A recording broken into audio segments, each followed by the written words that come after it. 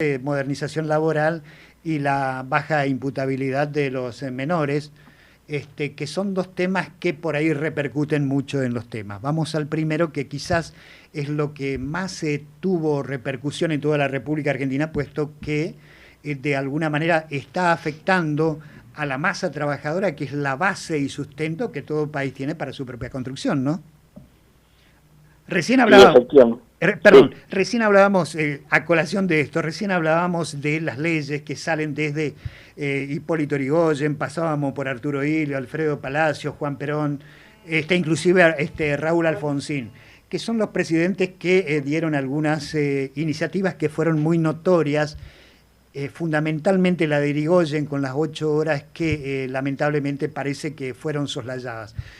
Su opinión. Queda usted totalmente libre de expresar lo que usted considere al respecto. Bueno, tenemos que decir que este tema es un tema complejo, no es lineal.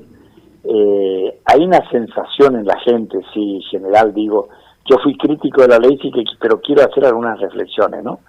Hay una sensación en general que percibe la gente que hay un sistema de privilegio sindical, que el tema de la ley viene de la época de Videla, que nunca se pudo hacer cambio en los 40 años de democracia, siempre por distintas razones fallaron las transformaciones.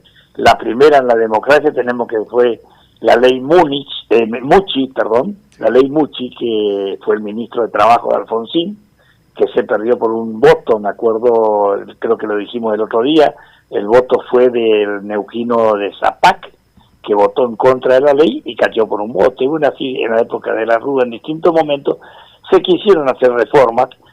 Ahora, el problema argentino es que siempre tenemos que cada tema, esta es la solución de la Argentina. Siempre el que quiere cambiar la vende como, si hacemos esto, solucionamos todos los problemas. La verdad que armar un país, armar un sistema productivo, armar un sistema laboral, si fuera tan fácil con una ley, que transformamos la realidad, la cosa no funciona así. Lo que hemos aprendido de la experiencia de muchos años es que un tema puede ser una precondición para mejorar, pero nunca se me ocurre a mí que el conflicto, diríamos, de violencia que tiene la Argentina se pueda arreglar con una reforma del Código Penal. El Código Penal está para las excepcionalidades, caza rinoceronte, no caza hormiga, porque tan es así de que cada 100 denuncias que hay, solo 3 llegan a un resultado definitivo. Esto para hacer una transformación. Una reforma laboral no va a generar empleo masivo, problemas, si el contexto económico es recesivo, si un dólar está estabilizado hace rato, ahora bajó a 1.400, subió a 1.425, es el ancla de la estabilización transitoria, hay altas tasas de interés y una importación que rompe la lógica del capitalismo, que es destructivo-constructivo, destruye pero no construye, no hay innovación, y sustituye eso con importación, y usted está convirtiendo a un consumidor sin salario, a un momento termina la sonrisa del consumidor cuando ve algo más barato afuera. Entonces, una ley laboral no resuelve temas. Eso cuando dicen, venimos a votar porque el 50% de la gente está afuera, y si no hay una reactivación económica, por más ley que haya, y la vamos a ver ahora, en el futuro, no va a resolver el tema. Puede resolver algunos mejores contratos, racionalizar una indemnización. Vimos un fallo del Superior Tribunal de Mendoza hace unos días, donde Manaos tiene la obligación de pagar 800 millones de pesos a un empleado. La verdad que no sabemos cómo surgen esos números. Los sistemas de multa, estos sí son malos. Estas cosas son las cosas que asustan a las pymes, como ejemplo. Entonces, hay una contradicción. Lo que tenemos claro es que una ley laboral, por más buena que sea, no mejora el sistema de contratación racional. Puede estabilizar el tema, pero depende de un contexto económico. De ahí entonces que mucha gente tendrá ganas de sacarse la idea, el espíritu de que una ley soluciona. Bueno, esperemos ya ahora que se va a concretar esta ley, si es cierto lo que decimos o si realmente un contexto recesivo sigue usando como insumo la gente. Perdimos 170.000 empleos en la gestión Milei, 17.000 empleos perdimos el mes pasado, 20.000 pymes, digo los datos objetivos, ¿no?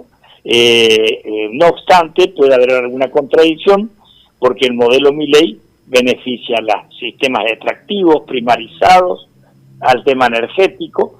Ahora, eso genera el 9% del empleo en la Argentina. La masividad, que es obra pública, comercio, industria, tiende a achicarse. Entonces, por eso esa contradicción de número, cuando uno ve en minería crecimos esto, hay inversión tanto, pero el impacto social, a la cohesión social, no mejora. Entonces, la gente, la realidad va a ser la mejor oposición que tiene Milei, porque hasta ahora no aparece una alternativa, pero la realidad está y es negativa. La esperanza de la gente neutraliza eso, hasta ahora la expectativa, porque fue una mala respuesta el gobierno anterior, y bueno, creo que estamos construyendo también una mala respuesta con algún hálito de esperanza todavía, pero me parece que tiene que hacer un cambio estratégico Milei. Y recién estaba estudiando un tema, ¿no? Porque a raíz de una nota que sale en La Nación de hoy, estuve mirando los contenidos de los libros que habla una china que está exiliada. Usted ya que tiene que ver, una china que está exiliada en Londres, tiene 73 años y del año 78 se exilió. Escribió un libro que se llama Los cisnes salvajes, y estaba viendo por qué habla de cisnes salvajes. Claro, es la resistencia femenina en el momento de Mao. Escribe de 3 generaciones: la abuela que vivió en el imperio, la madre que vivió como comunista y ella que vive como exiliada, y hace toda una crítica muy dura a Mao, pero también una crítica muy importante a este presente que estamos viviendo, porque los dos sistemas mantienen el partido único. Lo único que es que en el tema económico tiene un híbrido, que es capitalismo sin libertad, un término que usó, que me gustó. Entonces, y parece ser, esto ya es una reflexión que hago yo, hay gobernantes en el mundo, sobre todo de países importantes, que están desesperados porque el capitalismo, diríamos, de amigo, capitalismo financiero que vive Occidente, no está rompiendo el estado de bienestar, la cohesión, los números. Hay un nacionalismo defensivo. Y vemos que están tratando de copiar lo que parece exitoso de afuera, que es económicamente exitoso, pero se ve que hay un capitalismo sin libertad. Y Steven Livinsky, que cuando habla en su libro La muerte de las democracias, utiliza el Occidente, que ahora se llega por democracia, pero se gobierna con lo que se llama autoritarismo competitivo. Y entonces la pregunta que yo me hacía mentalmente mientras leía: ¿no será que el autoritarismo competitivo que estamos usando en el mundo, lesionando el Estado de Derecho y las democracias y este sistema polarizado, no es una mala copia del modelo chino, creyendo que uno va a solucionar porque copia China en el capitalismo sin libertad? Entonces, este es el mensaje que yo pensaba cuando leía la nota, y me queda para profundizar la lectura de esos 2 libros que mencionan Vuelo Salvaje y Siguen volando los cisnes, 2 libros que me parece que hay que pegar una lectura a fondo, y realmente va a explicar. Y yo pensaba, ¿no será que Occidente está haciendo que mirándose, queriendo copiar, mirando el lago de China, hacía la metáfora, así embobado acríticamente lo que hace China para lograr su desarrollo? Nosotros nos terminamos ahogando de tanto mirar el lago ajeno, ¿no? Como hizo Narciso cuando miró su foto en el lago, ¿no? ¿Qué tal, doctor? ¿Cómo está? Un gusto tenerlo con nosotros de nuevo. Quería por ahí preguntarle cuáles serían los puntos clave, las principales modificaciones, para explicárselo a la gente, porque hay una realidad que la gente sabe que hay una reforma, pero desconoce el contenido, porque no es algo que está bien aclarado, y podría dudarse, ¿no?, de la intención de esta cuestión de considerarlo. La verdad que quiero serle honesto, sé lo que dicen los diarios de esto, porque fue un secretismo cuando se llegó al dictamen, y ese día hubo un montón de modificaciones. Se dejó sin efecto lo que se llamaba la lesión federal. La dignidad federal se salvó, es decir, los gobernadores lograron quitar toda la parte tributaria que perjudicaba la financiación de escuelas, la financiación de sueldos de los hospitales de las provincias. Esto fue muy importante. Ese no es un dato menor, salvar ese capítulo que iba acoplado a este tema. Y en el tema de las modificaciones son respecto a las limitaciones a la indemnización y abaratamiento del costo de indemnizaciones. algunas limitaciones en el tema de sistema de indemnización. No quedó claro, pero yo creo que cuando uno miró el debate, no quedó claro si, y no pudieron explicar si esta ley rige para el futuro o rige para el pasado. Lo que tenemos que decir en términos generales, me parece que la interpretación sana es que va a regir para todo el mundo en tanto en cuanto no sea incompatible con los derechos adquiridos. En la medida que haya derechos en expectativa, el principio general puede ser modificado al pasado y el futuro, y en la medida que haya derecho adquirido es un antimisil que te protege al trabajador. Así que son más o menos algunas las mejoras, el tema de accidentes de trabajo, accidentes de las personas sin tener vinculación con el trabajo, también disminuye sustancialmente. Se quedó protegido, por eso no grita tanto la CGT, algunos gremios, el aporte sindical, un poquito disminuido, pero con garantía, y después el aporte de las cámaras empresariales también, que había sido que importante, ¿no? Calladito, también agarraban, criticaban al sindicalismo y se callaban ellos, ¿no? Digo, eso también quedó garantizado para que no griten, es decir, esto se hizo con silenciador de las provincias, con silenciador de las cámaras y con silenciador de la CGT.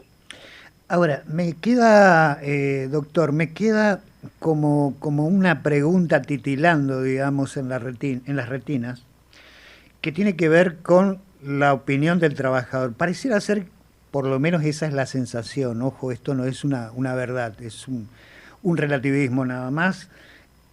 Pareciera ser que el único que no participó del debate, de la discusión, del posicionamiento sobre algunos conceptos, algunas situaciones que pueden beneficiarlo o no, fue el trabajador. Esa es la sensación, y de lo que llamativamente la mayor parte de los medios en el país no está hablando, por lo menos lo que pudimos reflejar, ¿no?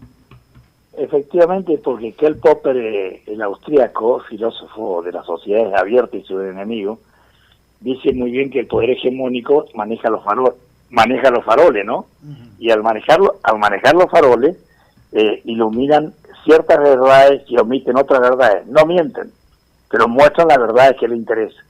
Y en esta los faroles no prendían al trabajador. Pero no obstante, vamos a dejarle caminar. Yo diría que no hay que tener tantas expectativas, porque acá depende de la reactivación económica, la generación de empleo.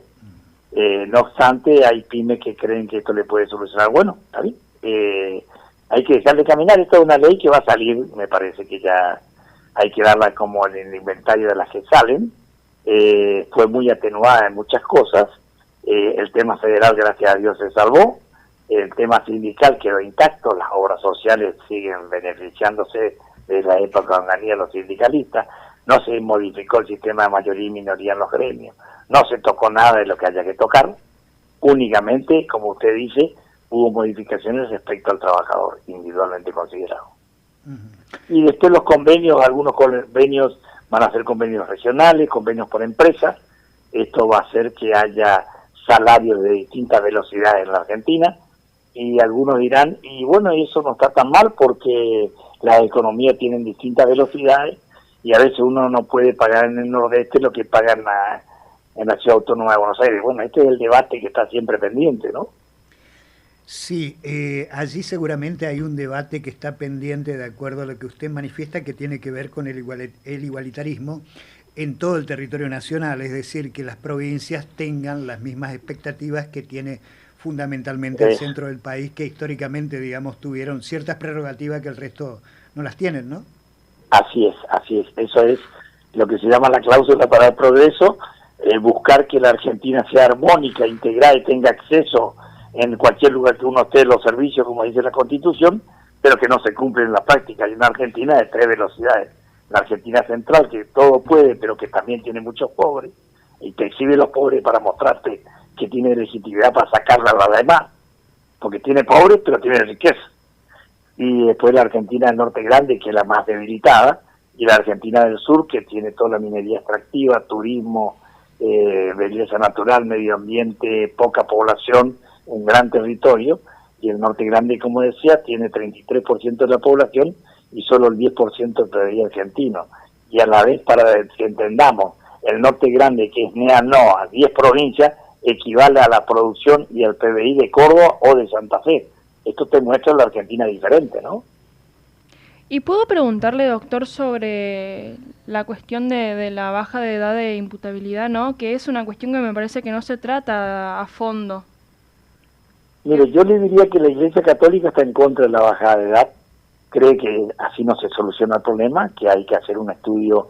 Llegar a esta discusión es porque falló las políticas públicas, las políticas preventivas, y aparte tan cierto caló la crítica de la Iglesia que tuvieron que hacer un acto simbólico de poner fondos para crear institutos interdisciplinarios para ver dónde se ponen los chicos, porque si no, esa gente de 13 años, de 14, de 15, realmente no puede ir a las cárceles comunes, tienen que ir a sistemas que hay que hacer infraestructura. Esta ley se aplica en todo el país y las provincias van a tener obligación de hacer sistemas, si no van a hacer depósitos que no se sabe dónde se colocan, y los estándares internacionales, cuando es la ley de conflicto, la ley penal para el niño adolescente, tiene otro ritmo, y unificar para arriba ese modelo sería una contradicción y una regresión que hay que tener cuidado, ¿no? Hay que hacer todo un sistema de infraestructura e inversión muy importante en la Argentina, que no la tiene, y hay que hacer todo un sistema interdisciplinario de tratamiento y vincular esto con la adicción, con tratamiento, con psicólogos, con psiquiatras, con sistemas de profesores de psicopedagogía, reeducación, y todo un tratamiento estandarizado para niños y adolescentes, ¿no? Bueno, algo que no quedó de hecho claro también es el apoyo financiero para las provincias para poder llevar adelante esto.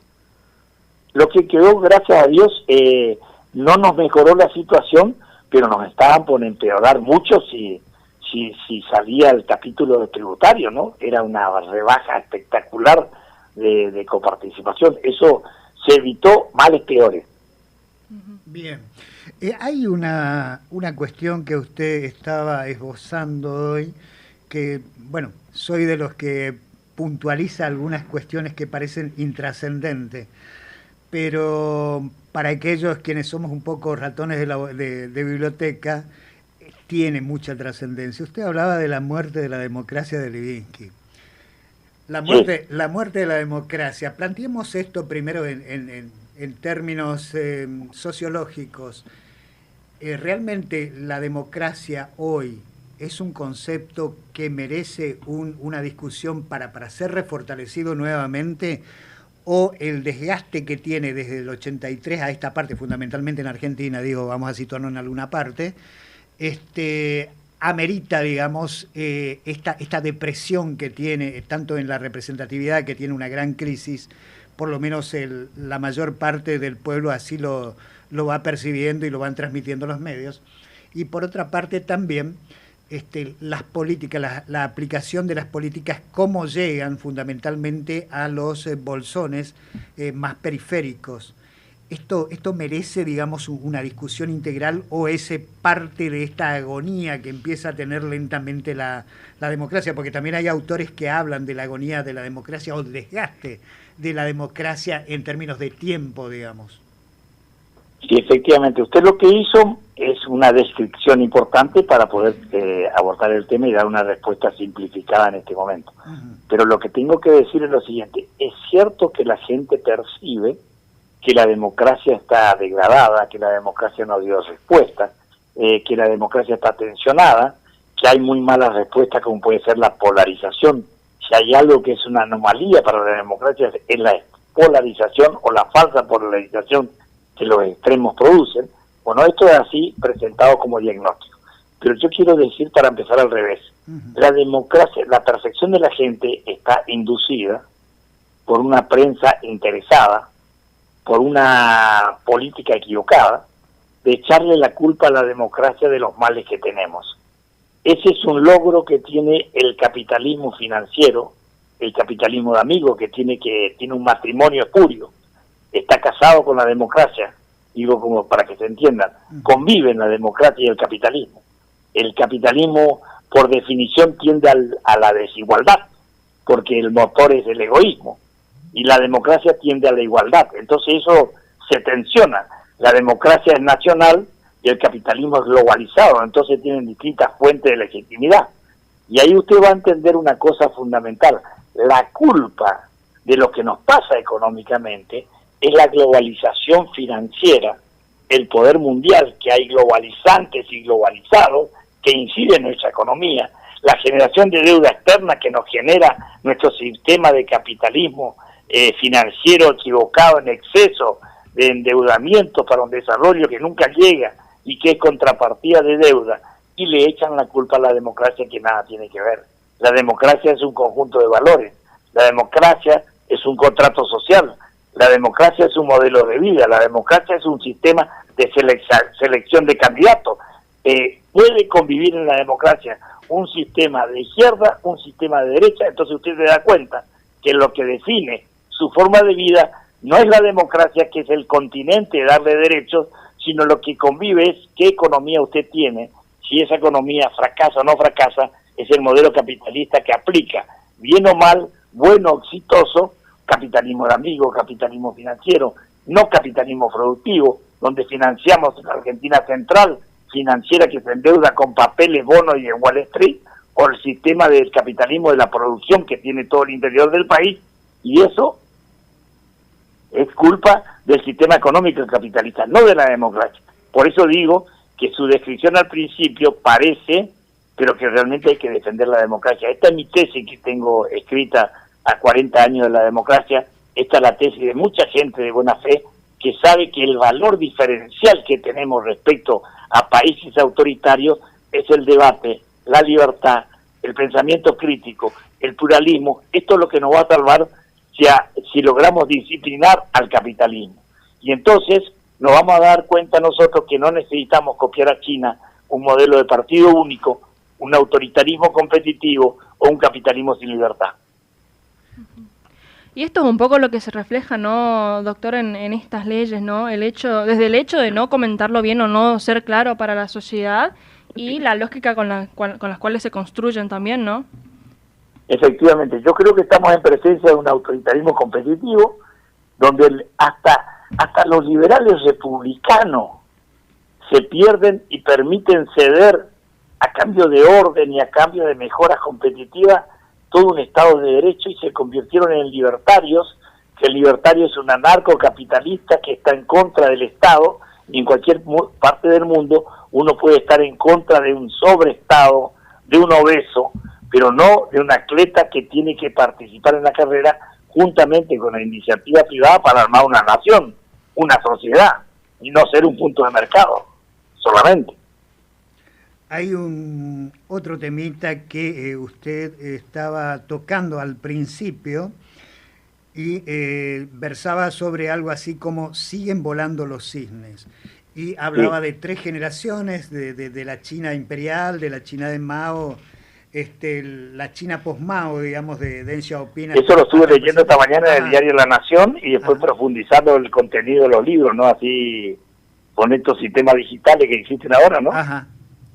Ahora, yo me pregunto, ¿no?, ante esa evolución que tiene determinado pueblo, lógicamente nada que ver con el nuestro, estamos hablando de un pueblo de Oriente, pero por allí usted también hablaba de ciertas confusiones que tiene en lo que usted conceptualizaba como autoritarismo competitivo. Estoy tomando puntualmente sus palabras porque realmente hay una serie de definiciones.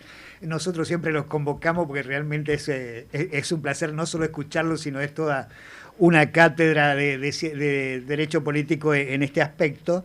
Y por la experiencia que tiene, lógicamente, vamos hurgando temas que van clarificando, no solo a nosotros, va clarificando a la población que está recepcionando esto también. Por ejemplo, cuando planteamos lo de la democracia, no es casual, digamos, punzar un poquito, porque justamente usted hablaba de su propia tesis. Sabemos que usted tiene toda una trayectoria en la democracia, ya que fue representante desde la década del 80, por lo tanto, digamos, ¿quién mejor que una persona que todavía está gravitando en los ámbitos de la discusión política, de la cosa política, como para que nos aclare con autoridad moral para hacerlo? Entonces decía, siguen volando los cisnes. ¿Los cisnes realmente haciendo un paralelo que más allá de las distancias entre Oriente y Occidente, en Argentina, ¿siguen volando los cisnes? En Argentina siguen volando los cisnes y estamos vendiendo ideas como ideas nuevas, que el libertarismo fue una disrupción política, pero no un invento individual. En los tiempos nuevos de la Europa y Occidente, de los poderosos, que apareció la extrema derecha, en esa montura se montó, diríamos, Milei, financiación en Estados Unidos, y hasta el mismo Massa lo financió a Milei, esto fue dato objetivo y publicado, para hacerle neutralizar al radicalismo y al macrismo, dividirlo del mercado, y cuando se dio cuenta se le fue la dosis y ganó Milei, ¿no? Esto me hace acordar al discurso que había en la época de Menem y Cafiero, una época de Cafiero había ganado todas las provincias, Menem tenía La Rioja, no tenía provincia, no tenía gobernadores, y dicen que algunos pícaros radicales le ayudaron a Menem para que pueda competir y hacerle problema a Cafiero en la provincia de Buenos Aires. Parece que se fueron de dosis con Milei y con Menem y ganaron los dos, ¿no? En su momento. Y si usted mira, hablando de 3 generaciones, el abuelo Martínez de Oz, con el plan de la dictadura de la tablita, que fue ponerle techo y estabilización al dólar para hacer su política económica. Cavallo con el 1 a 1, poner techo y estabilización con un dólar anclado 1 a 1. Y ahora Milei con este modelo de anclaje, diríamos que son 3, si bien tienen diferencias contextuales, tienen una línea de conducción que llevan al mismo resultado. Así que si a usted le interesa saber cómo esto va a terminar, mire cómo terminó Cavallo, mire cómo terminó Martínez de Oz en términos económicos, y va a entender a qué nos lleva una estabilización ficticia, de estabilización del dólar, tasas altas de interés y una importación con un triángulo disvalioso, y va a entender que cuando más dure este gobierno, pero esto es difícil de entender ahora, cuando más dure este plan económico, más daño va a hacer a la Argentina. Y lamentablemente, si no hacemos bien las cosas, puede durar esto, ¿eh? ¿Y qué opinión podría, o reflexión, ¿no?, podría dar sobre el trabajo del legislador? Porque hay como una degradación también del rol legislativo, también así lo percibe la gente, ¿no? Que el legislador está asimilado a la democracia. Entonces, el negocio de los factores de poder es debilitar la política para que le ponga la partitura al capitalismo. El capitalismo acorraló a la democracia y a los políticos. Y en esto también hay que decir que muchos políticos se ayudaron para que esto ocurra, ¿no? La mala praxis, la corrupción, la falta de resultados, hacen que la gente crea que es la democracia, que es la política, y en realidad son algunos políticos individuales, el capitalismo que le ganó a la democracia y no se reequilibra, y este es el nuevo diagnóstico que hay que hacer en su momento, ¿no? Porque si no vamos a terminar con capitalismo en libertad y en partido único.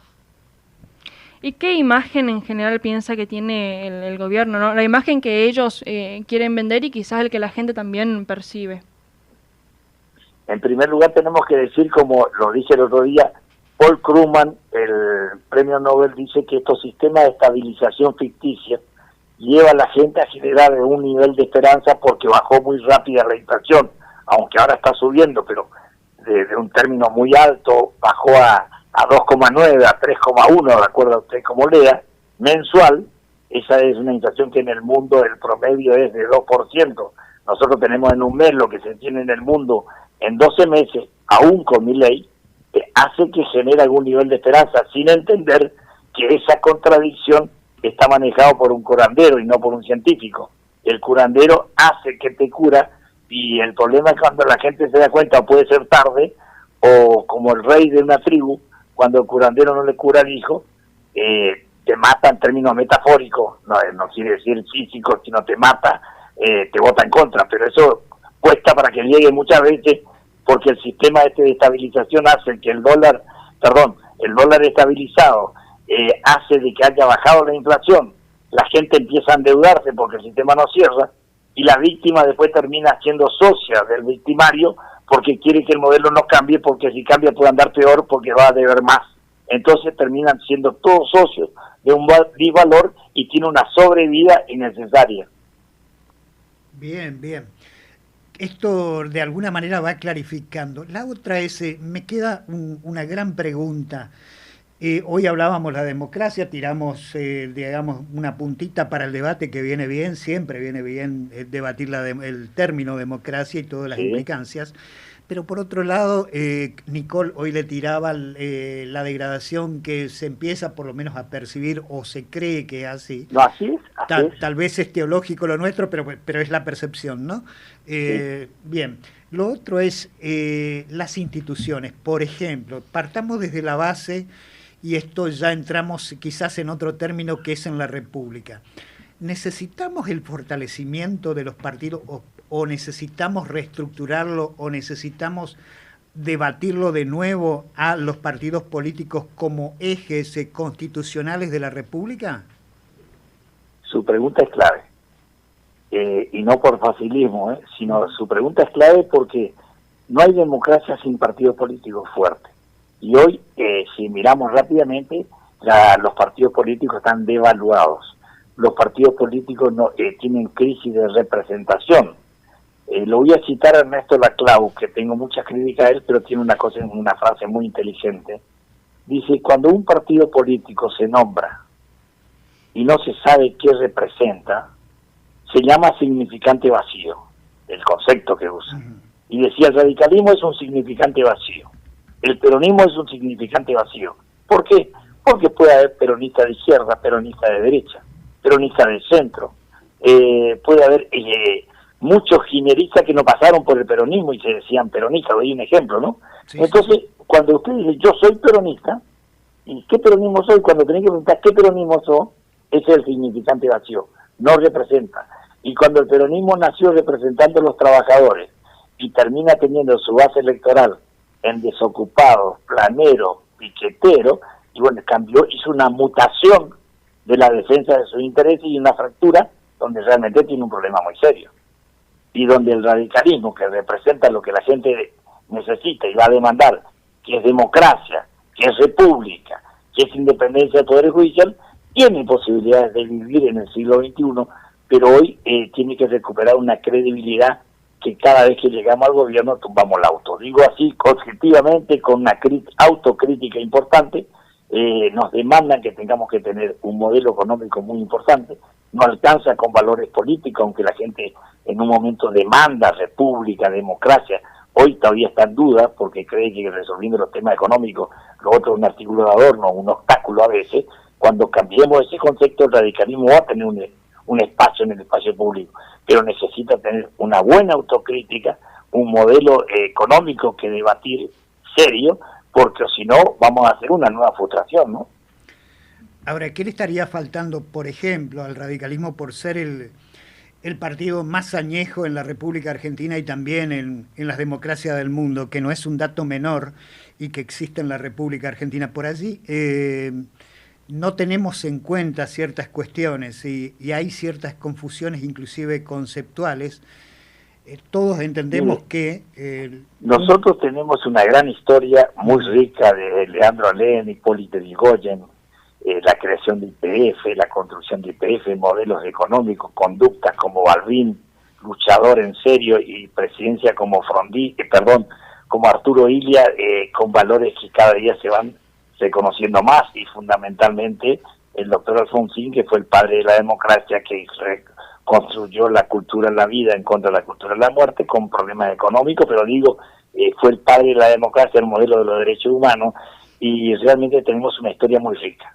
El problema que tiene el radicalismo es que tenemos un presente muy complicado, con significante vacío, donde tenemos provincias muy importantes que estamos gobernando, 500 intendentes, pero nos falta estructurar un partido nacional muy importante, con liderazgo, proyecto, y hoy tenemos diluida esa cuestión, que tenemos que resolverla, que tenemos materia prima para construir, pero que hoy esta crisis, a uno de los partidos que le hizo pagar al contado sus errores, fue al radicalismo.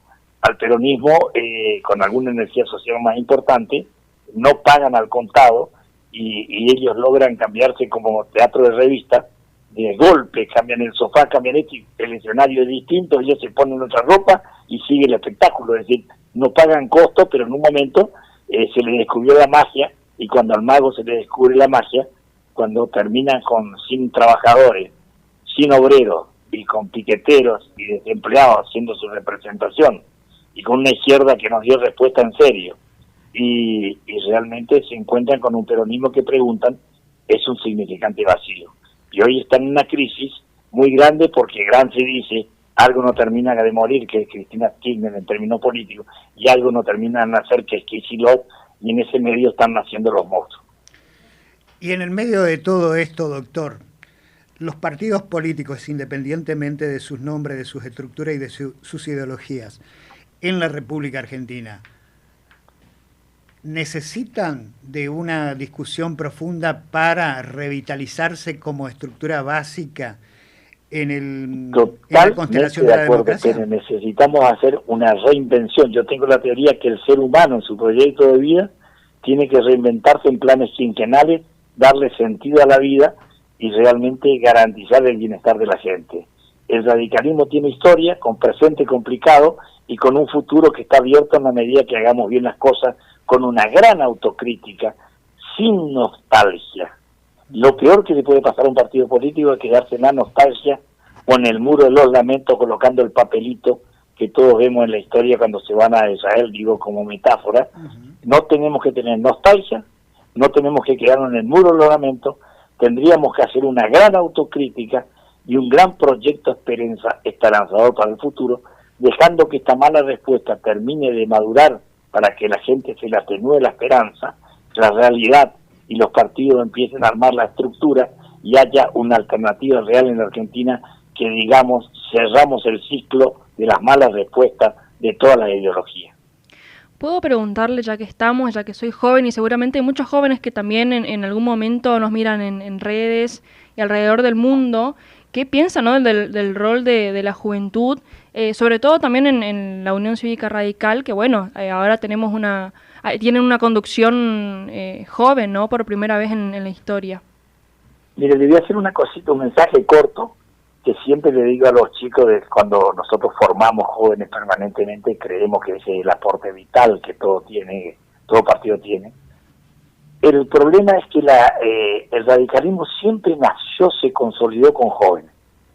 La revolución del Parque y el nacimiento del radicalismo en 1890-1891 fueron los jóvenes, conducidos por Alem, y tenían una idea y un paradigma y un mensaje que dar, que daba exacto en el reloj de ese momento, que era romper las estructuras conservadoras, dar el voto transparente, claro, incorporar las clases de migración que habían venido a la Argentina, la clase media, armar una nación con diversidad, y eso fue clave que nosotros logramos en 1902, la ley Sáenz Peña, y ganar por primera vez unas elecciones provinciales en Santa Fe también en 1912, y la presidencia por primera vez en 1916. La segunda juventud que generó una expectativa y sincronizó relojes fue la juventud con Hipólito Yrigoyen, que hizo la reforma universitaria de 1918, donde sacamos del oscurantismo la educación, el conocimiento, hicimos el tripartito de cátedras libres, la educación laica, gratuita, es decir, armamos una revolución que recorrió el mundo, tan es así que el macho francés recién en el 68 incorpora el aprismo en Perú y en distintos lugares, fue gracias a la revolución de estos jóvenes. Después, la revolución del grupo Los 44 con Balbín, también con un sentido de peleando, defendiendo la libertad, la democracia, yendo presos, saliendo, y después tenemos la juventud de lo que significó la lucha en la dictadura última, que el peronismo, un grupo peronista eligió las armas y la violencia, y el radicalismo con la gente joven eligió los libros, el debate y recuperar la democracia. Por eso no mandamos a la gente a la muerte, los jóvenes a la muerte, por eso somos la cultura de la vida, por eso con Alfonsín reconstituimos la democracia el 30 de octubre, incorporamos el 10 de diciembre de 1983, y con él hicimos un modelo de transición democrática de ruptura con los jóvenes, rompiendo el pasado y haciendo la investigación de no impunidad y juzgamiento a la Junta de Comandantes que fueron condenados en el fallo de 1983. Tenía un sentido y sincronizamos reloj. La juventud de hoy, del presente, el debate que tiene es cuál es el sentido y cómo sincronizar relojes para el futuro, con inteligencia artificial, sistemas digitales, sistemas satelitales, un mundo globalizado con crisis, pero a la vez con el sistema de que el trabajo no es permanente en un solo lugar, que hay movilidad, que hay conductas líquidas, pero que la juventud tiene un desafío espectacular para darle un sentido, porque hoy el sistema de economía está demandando respuestas etarias, respuestas por temas, y nosotros el espacio público está acostumbrado a hablar en nombre del interés general, de la respuesta del bien común. Eso por ahí se le vuelve abstracto a algunos jóvenes, entonces tenemos que saber trabajar temáticamente, saber trabajar en las nuevas incorporaciones tecnológicas y saber trabajar con el interés general y volverlos compatibles. Doctor, como siempre digo, y tal vez sea redundante, un placer haberlo escuchado, fue una verdadera cátedra en todo sentido. Creo que un pequeño gran aporte a la instrucción cívica, creo que independientemente de posturas, que todas las tenemos, y que son buenas expresarlas, por supuesto, en un contexto de democracia, es bueno la ilustración que fue haciendo y definiendo las distintas aristas que tiene esta constelación, la constelación actual, digo, donde usted hablaba también, entre otras cosas, de y otra cosa, la inteligencia artificial. Sí. Siempre le queremos echar la culpa a la democracia. Y la culpa tiene el capitalismo mal armado y la economía, la corrupción, y el sistema democrático tiene que aguantar la culpa de eso, ¿no? Doctor. Porque el sistema democrático puede convivir cualquier sistema económico. Entonces la culpa no puede tener la democracia. Doctor, un tema que vamos a desarrollar en la próxima charla y desde ya lo estoy comprometiendo, seguramente en menos de 30 días estaremos otra vez dialogando para profundizar estos temas que mucho bien le hace a la comunidad entenderlos fundamentalmente de una personalidad como usted que no solo tiene una trayectoria, sino que permanentemente está estudiando estos temas a fondo. Muchas gracias por... Y los cisnes siguen volando y los cisnes son salvajes, no porque sean salvajes, sino porque buscan libertad. Gracias, doctor. Un placer realmente. Muchísimas gracias. Muchísimas gracias. Realmente esta mañana tuvimos el placer de estar con el doctor Noel Brear, de modernización laboral y la baja imputabilidad de los menores, que son dos temas que por ahí repercuten mucho en los temas. Vamos al primero, que quizás es lo que más tuvo repercusión en toda la República Argentina, puesto que de alguna manera está afectando a la masa trabajadora, que es la base y sustento que todo país